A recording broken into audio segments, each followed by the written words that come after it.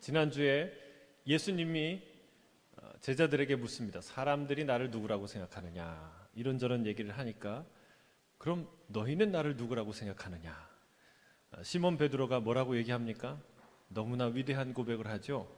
주는 그리스도시요 살아계신 하나님의 아들입니다. 여러분, 성경에 다른 거는 못 외워도, 물론 다른 거 다 외워야죠. 이거는 외우고 고백하고 나의 고백이 돼야 돼요.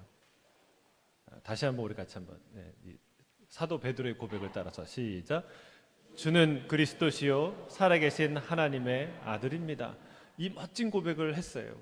그러니까 주님은 이때에 옳거니 네가 옳은 말을 했다, 칭찬하고 격려하고 믿음에 대해서 말하는 게 아니라 뭐에 대해서 얘기하냐면 교회에 대해서 화답을 하세요. 베드로의 신앙의 고백을 듣고 예수님이 어떤 화답을, 무슨 얘기를 하시냐면 다른 가르침을 하는 게 아니라 교회에 대한 화답, 교회를 세우겠다는 선언을 하세요. 놀라운 일이에요. 어떤 교회를 세우십니까? 어떤 교회를 세우시겠다고 얘기하셨어요? 내 교회를 세우리니. 누구의 교회요? 예수님의 교회예요. 내 교회, 예수님의 교회, 그것을 세우시겠다는 거예요. 교회는 하나님의 창조물 가운데 가장 아름답고 영광스럽고 존귀한 것인 줄로 믿습니다. 아멘입니까? 아멘이에요. 교회는 예수님의 몸이요 거룩한 신부이기 때문에 그렇습니다. 에베소서 1장 23절에는 이렇게 교회를 영광스럽게 표현하고 있어요. 같이 한번 읽어볼까요? 시작. 교회는 그의 몸이니 만물 안에서 만물을 충만하게 하시는 이의 충만이니라. 여러분, 만물을 충만하게 하시는 이 누구예요? 예수님. 이 예수님은 어떤 한 사람이 아니라 모든 사람을 대표하는 분이며 모든 사람을 창조하신, 만유를 창조하신, 만유 가운데 계시며 그 모든 것을 다스리시는 창조주이신 줄로 믿습니다. 교회는 바로 그런 충만, 만유를 충만하게 하시는 분의 충만이라는 거예요. 어떤 분 아들이 충만이 있는데 이름을 참 잘 지으셨어요. 예수님의 그 놀라운 영광과 주권과 풍성하심이 충만한 곳, 그게 교회다. 교회를 통해서 예수님의 충만하심이 드러나게 되고, 그리고 그분의 충만함이 만물에 교회를 통해서 미치게 된다라는 선언이에요. 교회란 얼마나 영광스럽고 아름다운 곳입니까? 놀라운 곳이에요.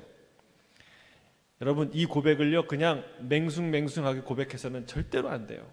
여러분, 우리는 같은 얘기를 해도요 같은 감정으로 얘기할 수 없는 이야기들이 있어요. 어떤 거예요? 상처받은 얘기. 그거는요 딱 한 번 경험했는데 두고두고 그걸 생각할 때마다 멈출 수가 없어요. 그냥 가만히 얘기할 수가 없어요. 반대로 진짜 좋은 일을 경험했을 때도 그냥 얘기할 수 없어요.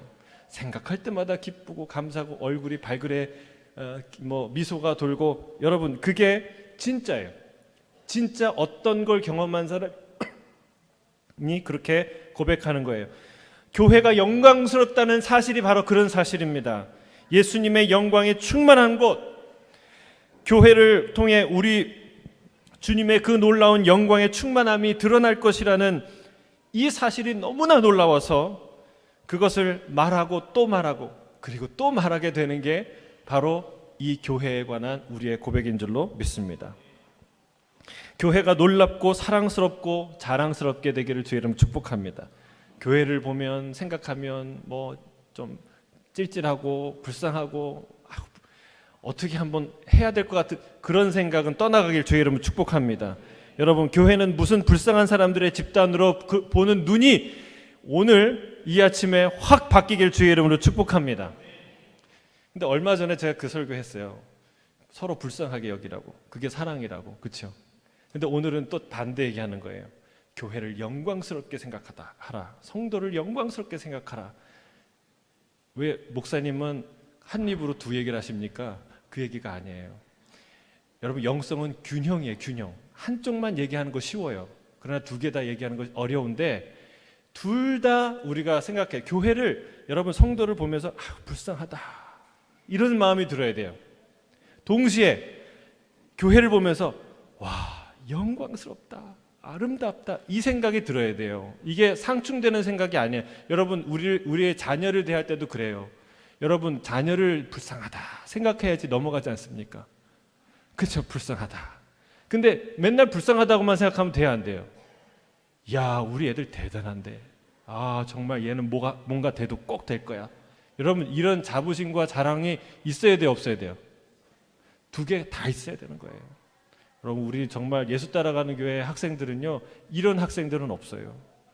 이렇게 1시간 반을 성도들과 함께, 엄마 아빠와 함께 이렇게 설교 열심히 들어요. 여러분, 어제 새벽 기도에 우리 아들이 와서 들었는데 자는 것 같아요. 고개를 숙이고, 오늘 아빠 설교 좋았대요. 그러니까, 너 들었어? 근데 내가 뭐 얘기했는지 얘기해봐. 3가지 주제 얘기해봐. 첫 번째 건 좀 희미하고, 두 번째, 세 번째는 기억하더라고요. 애들은요, 안 듣는 것 같은데 다 들어요. 우리 아이들은 정말 존경하고 사랑하고 이런 아이들이 없어요. 정말 우리 기대됩니다. 여러분, 우리 안에는요, 균형이라는 건 영성이라는 건 균형이에요. 이런 두 가지를 같이 갖고 있어야 돼요. 교회를 불쌍하게 여겨야 돼요. 그래야 사랑하는 거예요. 동시에 교회를 영광스럽게 봐야 돼요. 교회는 아름다운 곳이고 놀라운 곳이라는 생각, 그 눈이 열려져야 해요. 저는 오늘 이 아침에 그런 눈이 활짝 열리기를 주의 이름으로 축복합니다. 오늘 그러면 예수님이 내 교회를 세우시겠다고 하는데, 예수님의 교회, 그 예수님의 내 교회는 어떤 특성을 갖고 있는가? 우리 18절을 같이 함께 읽도록 하겠습니다. 시작. 예수께서 대답하여 이르시되, 바요나 시모나, 내가 복이 있도다. 이를 내게 알게 하니는 혈육이 아니요 하늘에 계신 내 아버지이시니라. 첫 번째로요, 교회는 복이 있는 존재다라는 사실을 알아야 돼요. 예수님은 베드로에게 내가 복이 있다 말씀하십니다. 예수님을 믿는 자가 복이 있고, 예수님을 알아보는 자가 복이 있고, 주는 그리스도시요 살아계신 하나님의 아들이라고 고백하고 깨닫는 자가 복이 있는 사람인 줄로 믿습니다. 정말 복이 있는 사람이에요, 이런 사람이. 왜냐하면 이걸 깨닫게 하시는 분이 어떤 교수님도 아니고 내 지혜도 아니고 세상에 어떤 게 아니라 하나님 아버지께서, 우리 하늘에 계시는 아버지 하나님께서 우리에게 깨닫게 하신 놀라운 비밀이기 때문에 그렇습니다. 인간 스스로는 결코 알 길이 없는 놀랍고도 신비한 비밀이에요. 다 알고 있는데 하고 이런 표정으로 앉아 있으면 안 되는 거예요. 이거는 진짜 놀라운 비밀이에요. 그래서 성경은 교회를, 성도를 비밀을 알게 된 자들, 비밀 맡은 자들이라고 표현하고 있어요. 그리고 또 성경은 성령이 아니고서는 누구도 예수님을 주라고 고백할 수 없다라고 말하고 있습니다. 우리가 다 아는 사실인 것 같지만 그 사실은 누군가 알려주지 않으면 모르는 게 많아요. 예를 들면 시드니에서 맛있는 과일 파는 가게 어딘지 아세요? 네, 저기 그 2로 시작하는 마트 있잖아요. 그거 말고, 그러니까 뭘 하나를 누가 알려줘도요, 그걸 경험한 사람이 맛있더라, 거기 좋은 거 팔더라, 이 얘기를 해줘야 아는 거예요. 여러분, 뭔가 필요한 정보를 애타게 찾아보신, 절박하게 찾아보신 사람은 알 거예요. 내가 원하는 정보, 내게 맞는 정보, 내게 필요한 정보를 찾기가 쉽지가 않습니다. 물론 내가 찾아야 찾게 되고 찾으면 찾게 되지요. 그러나 그 정보 자체가 내가 손을 뻗으면 닿을 만한 곳에 와 있지 않으면 그 정보는 찾을 길이 없어요. 찾을 길이 없어요. 누군가 나에게 끊임없이 놀라운 비밀을 말하시는 분이 있어요. 깨닫게 하시는 분이 있어요. 그분이 바로 우리 아버지 하나님이라는 사실입니다. 그분이 자신을 끊임없이 우리에게 알리세요. 베드로가 예수님이 그리스도라는 사실을 도대체 어떻게 스스로 알 수 있었겠습니까? 인간 스스로 그 사실을 알 수 있을까요? 불가능합니다. 제가 오늘 5가지 단계를 얘기해 볼게요. 적어도 제가 생각하기엔 이 5단계를 거쳐야 한 사람이 스스로 예수님이 그리스도라는 것을 알게 돼요. 첫 번째 관문은 이 세상이 저절로 생긴 것이 아니라 어떤 존재로부터 창조된 것임을 분명히 알아야 돼요. 창조주가 있다는 것을 알아야 돼요. 그런데 여기서부터 막혀요. 이게 힘든 일이에요. 세상의 모든 철학과 이론들이 이 단계에 머물고 있어요. 이걸 인간 스스로, 인간 자신의 이성만으로 가지고 뚫어내는 것은 불가능한 일입니다. 그러나 개중에는 로마서 1장 20절에 밝힌 대로 만물에 분명히 보여진 하나님의 영원하신 능력과 신성을 정직한 관찰을 통해 알게 되는 사람이 덜어 있다는 거예요. 간혹은 그런 사람이 있어요. 그 사람이 난데 생각하시는 분은 좀 더 생각해 보시기 바랍니다. 세계적으로 유명한 저명한 무신론자가 있었어요. 앤토니 플루라는 사람이 무신론자의 아버지라고 할 만큼 철학적 배경을 갖고 있는 놀라운 학자였는데, 이 사람이 목사님의 아들로 태어나서 평생 무신론자로 살았습니다. 그런데 2004년 공개 토론에서 나이 80인가요? 아무튼 나이가 들어서 자기가 학자적인 양심을 갖고 쭉 연구를 해보니까 신이 없다고 말하는 것은 말이 안 된다라는, 그러니까 무신론자의 입장을 자기가 철회한다는 사실을 공개적으로 밝혔어요. 특별히 이 자연과학이 밝혀낸 이 자연의 신비를 보면서 깜짝 놀란 거예요. 인간의 DNA 안에, 특별히 인간의 DNA 안에서 일어나는 이 복잡성과 완전성은 이게 100% 우연히 저절로 일어났다고 말하는 것은 학자의 양심을 가지고 도저히 그렇게 고백할 수 없다라고 얘기한 것이죠. 근데 여러분, 그가 예수님을 믿었을까요? 안 믿었을까요? 미지수예요. 예수님 믿었다고 고백하진 않아요. 여기까지예요. 인간의 이성은 여기까지입니다. 잘해야 여기까지 오는 거예요. 이 단계를 스스로 벗어난다는 것은 결코 쉽지 않은 일이에요. 여러분, 우리가 지금 다 아는 것 같지만 사실 여러분, 인간은 평등하다는 이 너무나 당연한 사실을 100년 전에 우리가 태어나면, 100년 전에 여러분이 이 땅에 태어났다면 이 사실을 알 만한 사람이 몇 사람이나 있을까요? 100년 전에만 태어나도. 1950년대만 해도 아직까지 신분 제도가 우리 대한민국에서 타파되었지만, 부정되었지만, 법적으로는 사라졌지만, 그러나 여전히 시골에서는 상놈과 노비가 있었다는 거 아니에요. 여러분, 우리가 상식으로 여기는 이 한 가지 사실이 결코 우리 힘으로 알기 쉽지 않은 것이라는 사실입니다. 자, 두 번째, 신이 있다, 창조주가 있다라는 것을 알고 믿게 된다면 거기가 끝일까요? 아니에요. 그건 시작도 안 한 단계예요. 그냥 출발선에서 몸 푸는 정도예요. 거기부터 상상할 수 없는 길을 가게 되는 거예요. 이 예수는 그리스도다라는 것을 깨닫기까지는, 신이 있다면 그 신은 유일한 신인지 다양한 신들인지 알 길이 없어요. 다양한 신들이 있다면 그들 모두가 다 신들인지, 어떤 한 절대적인 신이 낳은 차별적인 다른 신들인지 알 길이 없는 것이죠. 여기에 자신의 이해와 믿음을 피력하는 것이 세상에 존재하는 수많은 종교들입니다. 유대교와 기독교 외에 몇 개의 종교를 제외하고 대부분의 종교가 이 여러 종류의 다신을 인정하지요.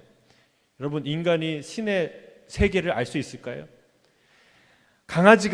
개가 사람의 생각과 관계를 파악할 수 없듯이 인간이 신의 세계를 스스로 파악한다는 것은 불가능한 일이라는 사실입니다. 우리가 듣고 있는 신화는 그냥 소설에 불과하는 거예요. 추정에 불과한 것이죠. 인간이 신의 세계를 규정하거나 파악하기는 불가능합니다. 자, 세 번째, 전능한 신이 하나밖에 없다는 것을 깨달았다 할지라도 그 신이 누구인지는 알 길이 없는 거예요. 신이라는 존재들 중에, 신이라고 불리는 존재들 중에 하나인지, 아니면 전혀 다른 존재인지, 아니면 정말 성경에서 말하는 진짜 이스라엘 하나님 여호와인지는 스스로 알 수가 없는 것이죠. 여러분, 어떤 신이 진짜 신인지, 그들 모두가 진짜 신인지 스스로 판단하기는 쉽지 않아요. 어떤 신이 진짜 신인지 알 수 없으니까 일본의 어떤 신사에 가보면요, 그 요강, 변기도 감히 삼아요. 축구공, 2002 한일 월드컵, 그때는 축구공도 감히 삼아요.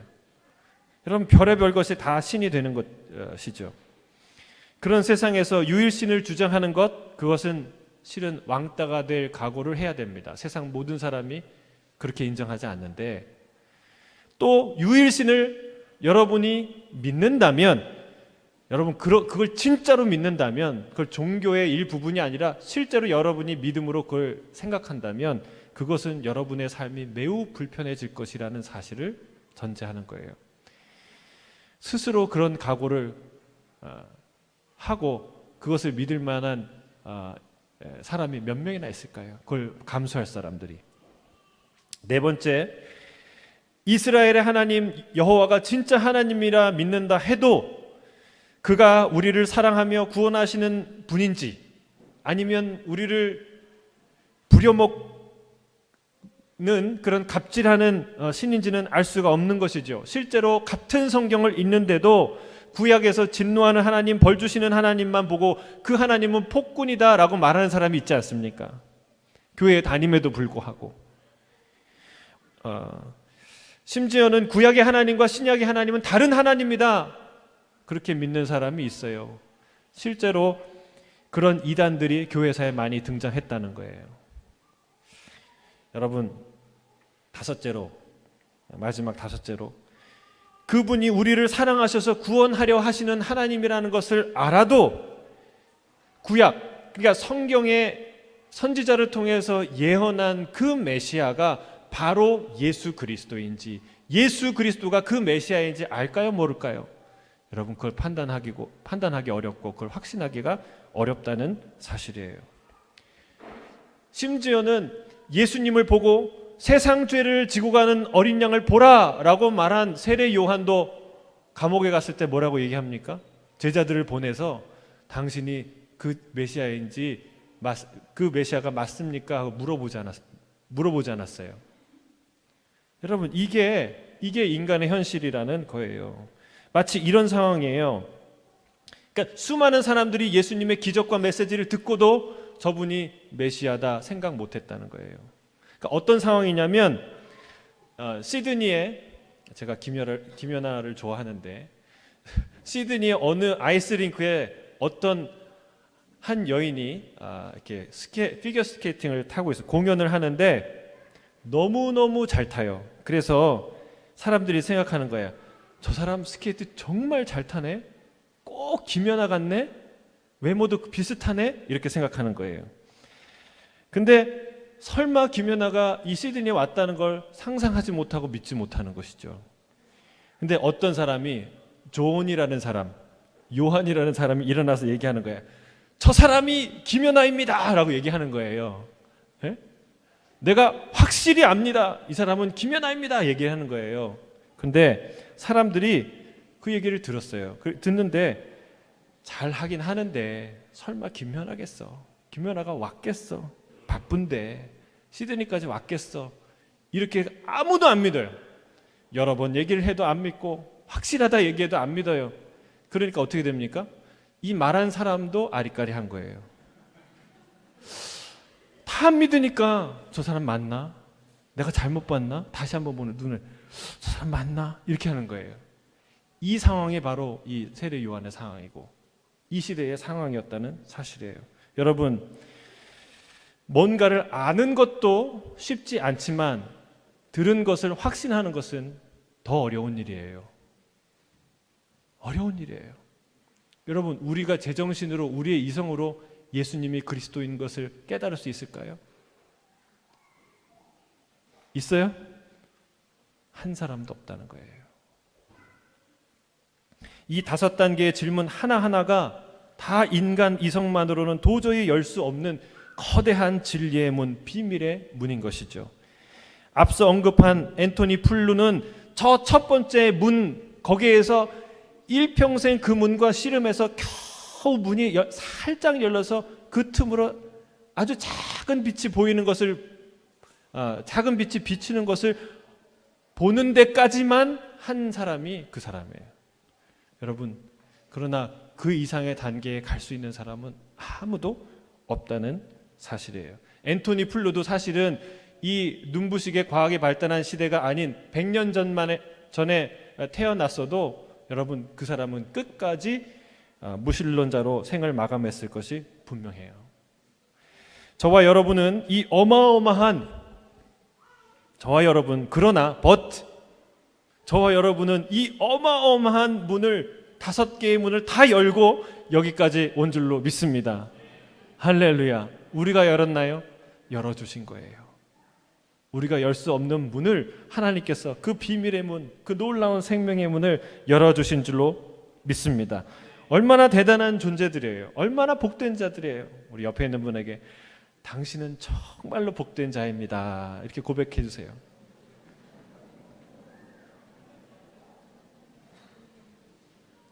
진정성이 없게 그렇게 고백하시면 안 돼요. 진정성을 가지고 예수님이 복되다 하면 진짜 복된 거예요. 아, 복이 있겠지. 이건 아니에요. 여러분, 정말 복덩어리들이에요. 여러분들은 정말 복된 사람들이에요. 성경은 우리를 비밀을 알게 된 자들이라고 말하고 있습니다. 에베소서 1장 8절 9절 이렇게 말하고 있어요. 함께 읽겠습니다. 시작. 이는 그가 모든 지혜와 총명을 우리에게 넘치게 하사 그 뜻의 비밀을 우리에게 알리신 것이요. 자, 석박사 한다고, 공부 열심히 한다고 이 비밀을 깨달을 수 있을까요? 아니에요. 공부할수록 더 멀어지는 사람 많습니다. 그러나 베드로와 우리에게는 하나님이 뭘 주셨다고 했어요? 참된 하늘의 모든 지혜와 총명을 부어주셨다고 했어요. 할렐루야. 하늘의 모든 지혜와 총명을 우리에게 부어주셨으니까 이해하고 믿게 되는 거예요. 우리는 이 문을 열어주신 하나님께 감사해야 될 줄로 믿습니다. 이게 얼마나 큰 복인지 알아야 될 줄로 믿습니다. 교회는 이 비밀을 알게 된 자요, 이 비밀을 맡은 자인 줄로 믿습니다. 여러분, 베드로가 대답을 잘했으면 칭찬하면 되죠. 근데 굳이 예수님이 콕 집어서 뭐라고 얘기해요? 너가 똑똑해서 이것을 알게 된 게 아니라 하늘 아버지께서 알려주셔서 알게 된 거야 라고 얘기할 이유가 어디에 있을까요? 예수님은 그렇게 막 그냥 뭐라고 그러죠? 이게 찬물을 끼얹는 그런 분인가요? 아니에요. 절대 그런 분이 아니에요. 여러분, 이 말씀을 하신 이유는 무엇일까요? 그것은 주님이 이 고백이, 이 깨달음이, 이 비밀을 아는 것이 얼마나 큰 영광이고 축복인지 가르쳐 주시는 거예요. 만약에 이 언급이 없었다면 이 생각과 이 고백, 주는 그리스도시요 살아계신 하나님의 아들입니다라는 이 고백이 나 자신의 경험과 사유로부터 나왔다고 알고 믿었을 거예요. 그러나 주님은 이것은 놀라운 고백인데 그건 하늘 아버지로부터 주어지는 놀라운 선물이다 라는 것을 알려주시는 거죠. 아버지가 주신 모든 지혜와 총명함이 아니고는 도저히 알 수 없는 놀라운 그 무엇이다 라고 선언하고 계십니다. 그래서 결론이 뭐예요? 너희는 무지무지 중요한 존재들이야. 무지무지 복받은 존재들이야 라고 말하는 거예요. 성도는, 그리고 교회는 복된 존재인 줄로 믿습니다. 우리 본문 18절을 다시 한번 읽겠습니다. 시작. 또 내가 내게 이르노니 너는 베드로라. 내가 이 반석 위에 내 교회를 세우리니 음부의 권세가 이기지 못하리라. 주님이 교회를 세우겠다고 하는데 내 교회를 세우겠다고 말씀하세요. 자, 교회는 누구의 교회입니까? 예수님의 교회예요. 이것은 짧은 말이지만 교회의 정체성을 규정하는 매우 중요한 선언입니다. 여러분, 우리 같은 교회 다니는데 교회론이 다 달라요. 그러면은요, 이건 잠재적인 시한폭탄이에요. 우리가 같이 만나고 이렇게 주일에 얼굴 보고 갈 때는 아무 문제 없어요. 근데 같이 일하거나 같이 뭔가를 하거나 그럴 때는 반드시 터져요. 왜? 교회론이 다르니까, 설계도가 다르니까, 공사 과정이 달라요. 여기 문이 있어야 되는데 여기에는 싱크대가 들어와야 된다고 얘기하고, 다 다른 거예요. 여러분, 이래서 예수님의 교회론을, 성경이 말하는 교회론을 우리가 주의 깊게 관찰하고, 여러분, 이것을 우리가 붙드는 게 매우 중요하다는 거예요. 첫 번째로 아주 너무나 중요한 교회에 대한 기초를 예수님이 놓으시는데, 교회는 내 교회다 라고 선언하고 있어요. 할렐루야. 여러분, 교회는 누구 거라고요? 이 말에는 여러 가지 의미가 있어요. 예를 들면 어떤 여인에게 당신은 내 여자야, 이 여인은 내 여인이야, 내 여인입니다 라고 고백할 때 그 말 속에는 어떤 의미가 들어있을까요? 예? 어떤 의미가 들어있을까요? 예, 여러 가지 의미가 들어있죠. 첫째는 이 여인은 내가 사랑하는 사람이야 라는 의미죠. 두 번째는 나는 세상에서 이 여자가 제일 이뻐 라는 고백이 들어가 있는 것이죠. 세 번째는 이 여인은 나와 약혼한, 나와 결혼할 사람이야 라는 말이 그 말 속에 들어가 있죠. 넷째는 나는 이 여인을 위해서 무엇이든 할 수 있어 라는 고백이 그 말이 들어있어요. 이 여인은 내 여인입니다. 다섯 번째는 이 여인을 건들면 나랑 끝장이야, 내가 이 여인을 지켜줄 거야, 이런 말이 이 안에 들어가 있는 거예요. 이 여인은 내 여인입니다 라고 할 때는 그런 많은 놀라운 의미가 그 안에 담겨 있다는 사실이에요. 예수님이 내 교회라고 말할 때는 이 한마디에 어마어마한 중요한 전제들이 안에 담겨져 있다는 사실을 우리가 알아야 합니다. 주님이 넌 내 거야 라고 얘기한다면 여러분 어떤 생각이 들까요? 이 교회는 내 교회야, 너는 내 사람이야 라고 얘기할 땐 어떤 생각이 드세요? 그 감정이 아주 중요해요. 여러분, 야, 이제 꼼짝없이 잡혔구나, 잔말 말고 내 시키는 대로 해, 이런 느낌이 들어오신다면 그건 예수님에 대해서 대단히 오해한 거예요. 예수님에 대해서 정말 잘 모르시는 거예요. 덜어는 그런 오해를 하고 있는 사람들이 있었어요. 그리고 그런 오해를 하고 있는 이스라엘을 향해서 하신 고백이 우리가 지금 암송하고 있는 이사야 43장 1절부터 4절까지의 말씀 안에 담겨 있어요. 자, 우리 같이 한번 암송해 볼까요? 자, 이사야 43장 1절 그리고 4절 시작. 야곱아, 너를 창조하신 여호와께서 지금 말씀하시느니라. 이스라엘아, 너를 지으신 이가 말씀하시느니라. 너는 두려워하지 말라. 내가 너를 구속하였고 내가 너를 지명하여 불렀나니 너는 내 것이라. 그리고 내가 내 눈에 보배롭고 존귀하며 내가 너를 사랑하였은즉. 할렐루야. 여러분, 하나님이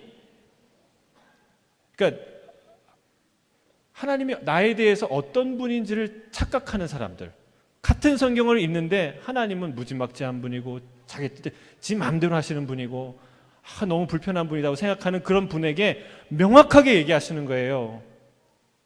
여러분, 이 말을 정말 암송하고 또 암송하길 바랍니다. 이 말은요, 하나님이 우리에게 향한 사랑의 고백이에요. 여기에 하나님 마음이 담겨 있어요. 사단은 우리를 속이고 조종하고 지배하려고 듭니다. 그러나 주님은 그런 지배욕이 강한 분이 아닙니다. 이미 충만한 권위와 영광을 갖고 계신 분이기 때문에 그렇습니다. 그분은 가장 강하지만 가장 부드러우신 분이에요.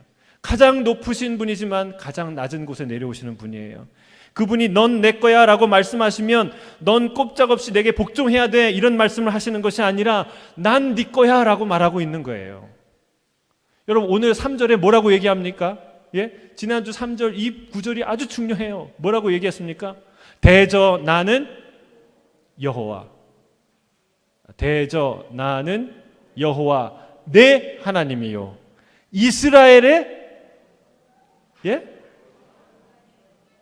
이스라엘의 거룩하니요 그리고 내 구원자. 3번이나 반복해요. 3번이나 반복해요. 나는 너의 창조자고 너의 하나님이고 너의 구원자다. 이게 너라는 말이, 너의 소유격이라는 말이 중요해요. 나는 그냥 어떤 하나님이 아니고 그냥 대단한 하나님이 아니고 난 너의 하나님이야. 여러분, 하나님은 우리의 하나님인 줄로 믿습니다. 넌 내 거야 라는 말 속에 난 네 거야 라는 말이 들어가 있다는 거예요. 나는 너의 하나님이야. 성경은 내 하나님 여호와라는 말이 구약 성경에 얼마나 많은지 몰라요. 내 하나님 여호와. 그러니까 나 하나님 여호와라고 말하지 않고 내 하나님 여호와라는 말이 얼마나 많은지 몰라요. 이게 진짜 사랑하는 자의 고백입니다. 넌 내 거야 라는 말 속에 난 다 너 거야 라는 말이 담겨 있지 않으면, 그런 내용을 전제하지 않은 넌 내 거야 라는 말은요, 강도적이고 폭력적인 언어예요. 그런 표현이에요. 근데 우리 하나님은 그렇지 않습니다. 넌 내 거야 라는 말 속에 난 네 하나님이야. 난 네 하나님이야. 실제로 주님은 이스라엘을 그렇게 사랑하셨습니다. 그 민족이 볼품이 있어서가 아니에요. 자랑스러워서가 아니에요. 멋진 나라여서가 아니에요. 오히려 그 당시에 잘 나가는 나라는 애굽이었죠. 구스와 스바였죠. 그러나 주님은 이스라엘을 대적하고 탄압하는 나라를 가차없이 대적하시고 벌 주셨습니다. 뭐라고 고백하십니까? 애굽을 속량물로 구스와 스바를 너를 대신하여 주었노라. 할렐루야. 다른 어떤 것을 아까워하지 않고 주시는 분이에요. 주님은 이스라엘을 말할 수 없이 소중히 여기시는 분이셨어요. 심지어는 예루살렘을 보고 눈물을 흘리실 정도로, 너무 사랑하고 안타까워서 눈물을 흘리실 정도로 예수님은 이스라엘을 사랑하셨어요. 여러분, 저는 이 시간 주의 이름으로 축복합니다. 성도를 보는 눈이 바뀌길 주의 이름으로 축복합니다. 성도를 존경하고 성도를, 교회를 존경하는 마음으로, 영광스러운 마음으로 보는 눈이 생기기를 주의 이름으로 축복합니다. 여러분, 어떤 성도나 교회를 무시하는 눈으로 보는 눈이 있었다면 정말 우리가 회개해야 될 줄로 믿습니다. 회개해야 돼요. 여러분, 누가 제 아내를 무시하면 제 기분이 어떻겠어요? 내가 사랑한 내 아내를, 여러분, 저랑 친하다고 와서 제 아내의 흉을 막 봐요. 그러면 내가 기분이 좋겠습니까? 나쁘겠습니까? 잘 모르시겠어요? 내가 아끼는 동역자들, 우리 사랑하는 정석영 목사님, 우리 한보배 전사님, 이 분들을 와서 누가 막 험담을 하면 내가 기분이 좋을까요? 그러면 안 되지. 맞아요. 그 사람하고 난 달라요. 내가 기분이 좋을까요? 안 돼요. 기분 나쁜 거예요. 누가 우리 예수 따라가는 교회 성도 욕하면 제가 기분이 좋을까요? 나쁠까요?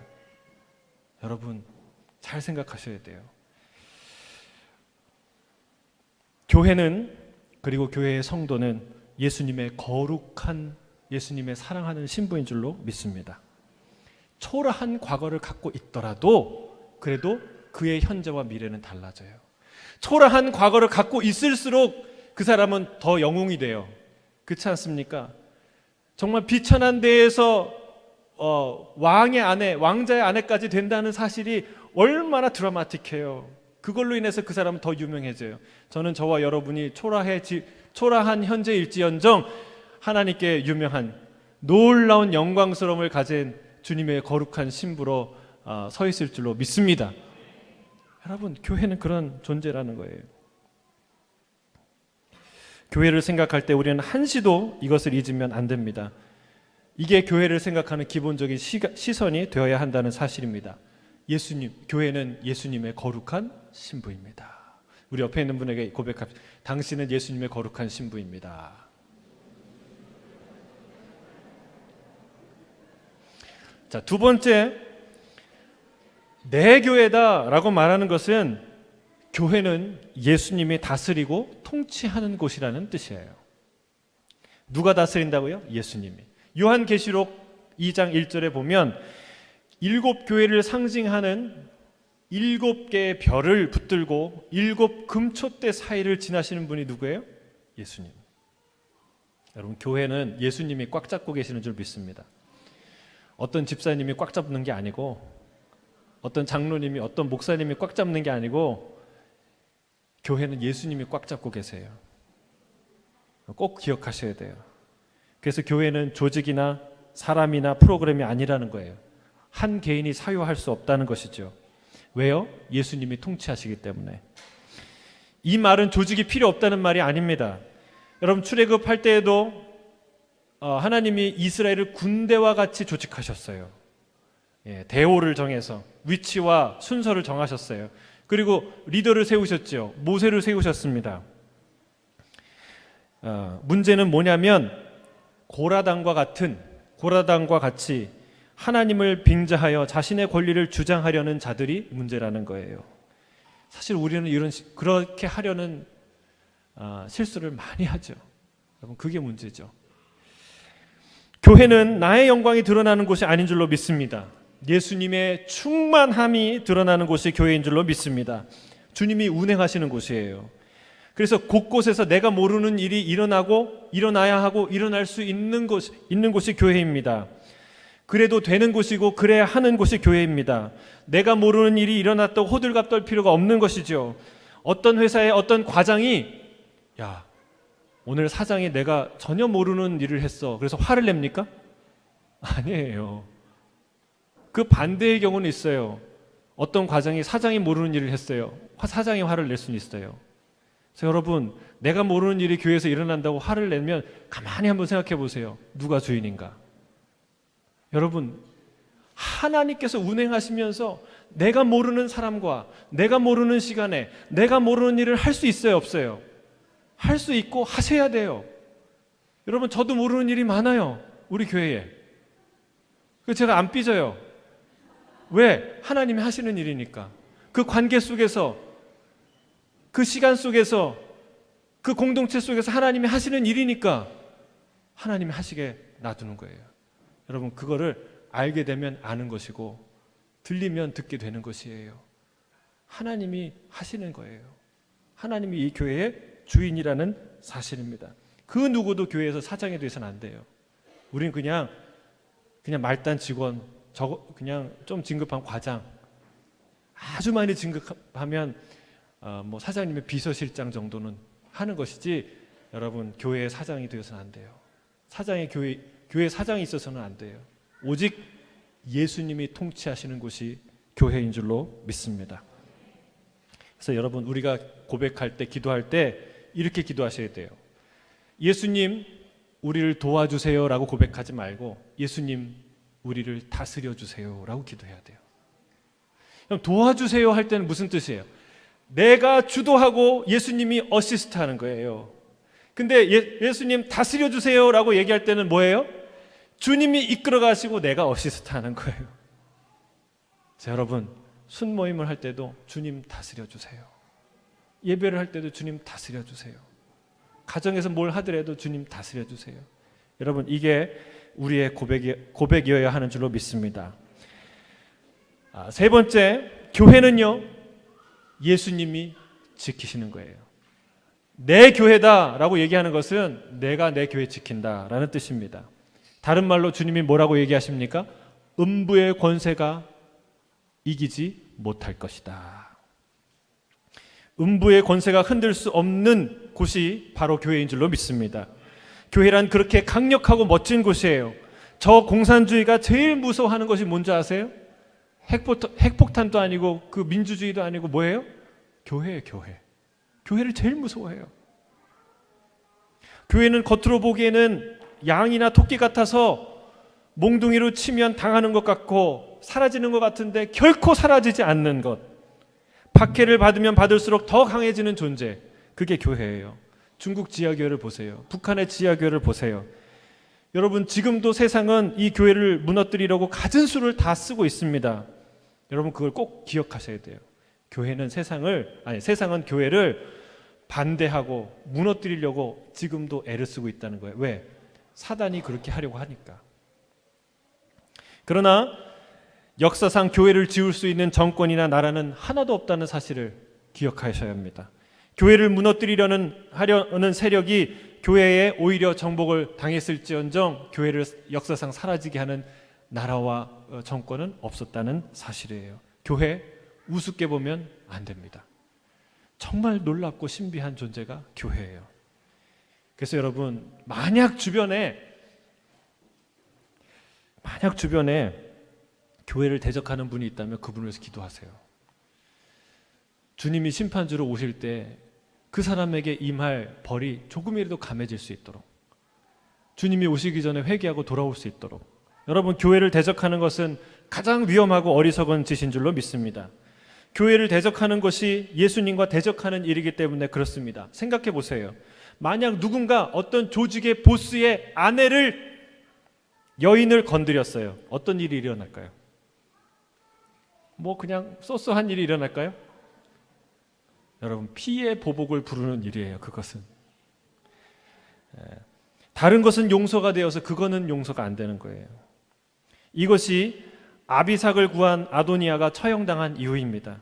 아비삭은 다윗의 후처였고 젊은 아리따운 여인이었죠. 그러나 아무리 나이가 어렸다 해도 아버지의 아내를 구하는 것은 아버지의 왕위를 찬탈하는 행위라는 사실이에요. 그래서 압살롬이 반역을 저지르고 나서 다윗의 후궁과 많은 사람들 앞에서 동침하는 일을 행하지 않습니까? 여러분, 교회를 조롱하는 것은 예수님의 신부를 조롱하는 것이요, 예수님의 신부를 조롱하는 것은 예수님을 조롱하는 것이라는 사실이에요. 그래서 여러분, 꼭 기억하세요. 교회를 대적하는 분들을 위해 기도하시고 빨리 회개하고 돌아올 수 있도록 기도하셔야 돼요. 그리고 한 가지 우리가 기억해야 될 것은 교회는 내가 지키는 것이 아니라는 거예요. 교회는 누가 지켜요? 예수님이 지키세요. 두 눈을 뜨고 지키십니다. 여러분, 가지를 쳐내도 예수님이 쳐내는 거예요. 내 아버지가 농부이신 아버지가 쳐낸다고 그러지, 여러분, 우리가 쳐내는 거 아니에요. 여러분, 내가 지킨다고 하면 피곤하고 힘들고 위태롭습니다. 그러나 주님께서 지키신다는 거 믿으면 확신이 드는 거예요. 음부의 권세가 흔들지 못하겠구나. 이것이 교회에 대한 예수님의 선언인 줄로 믿습니다. 마지막으로 19절 20절 읽겠습니다. 시작. 천국 열쇠를 내게 주리니 내가 땅에서 무엇이든지 매면 하늘에서도 매일 것이요 내가 땅에서 무엇이든지 풀면 하늘에서도 풀리리라 하시고, 이에 제자들에게 경고하사 자기가 그리스도인 것을 아무에게도 이르지 말라 하시니라.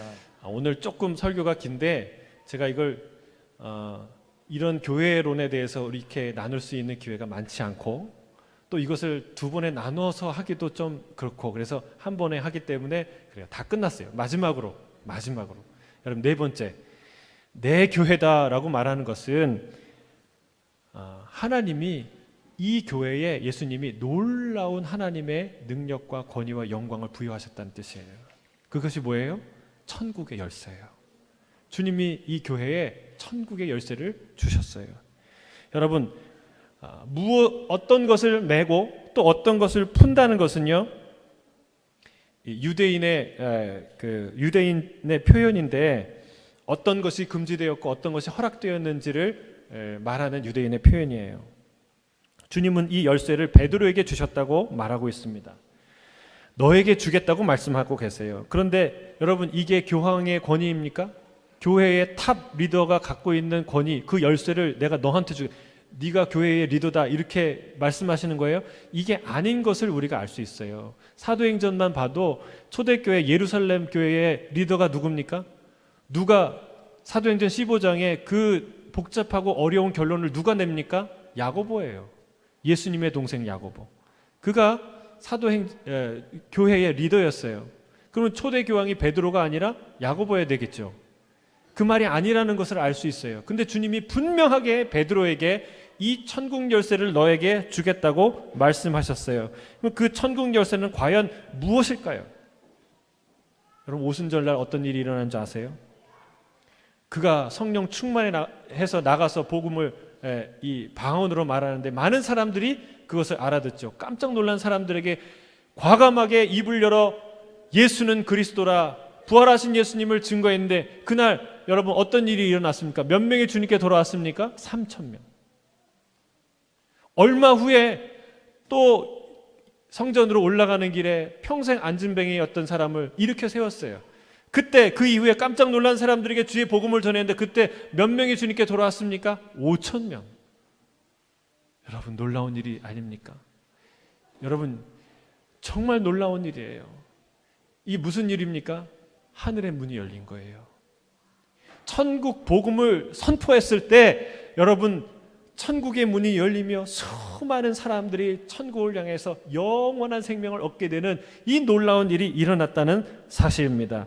여러분, 이 일이 베드로에게, 이 놀라운 열쇠가 베드로에게 전해졌으며 또한 이 교회 안에 복음을 전하는 사람, 복음 맡은 자들 모두에게 하나님이 이 놀라운 천국 열쇠를, 이 비밀의 열쇠를, 이 축복의 열쇠를 주신 줄로 믿습니다. 여러분, 이 놀라운 생명의 열쇠가 어디에 있어요? 교회에 있어요. 그래서 교회는 소중한 거예요. 그래서 교회는 신비하고 놀라운 곳이에요. 어리숙한 것 같은데 놀라워요. 놀라워요. 참으로 놀라워요. 그 교회의 영광을 여러분, 우리는 꼭 보게 될 거예요. 언제? 예수님이 오시는 날에. 예수님이 오시는 날에. 교회를 대적한 사람들은 그때 땅을 치고 후회할 거예요. 부끄러워서 말을 못할 거예요. 도망칠 거예요. 여러분, 말씀을 맺습니다. 교회는 아버지 하나님께서 친히 비밀을 알게 하신 복된 존재요. 교회는 예수님께서 목숨을 다해 사랑하는 신부요. 교회는 누구의 사유물도 아닌 예수님이 통치하시는 나라요. 교회는 음부의 권세도 흔들 수 없도록 예수님이 지키시는 곳이요. 교회는 예수님께서 주신 천국의 열쇠를 가진 영광스러운 곳임을 믿습니다. 이것을 잊지 마시고 기억하시고 선포하시는 저와 여러분 되길 주의 이름으로 축복합니다.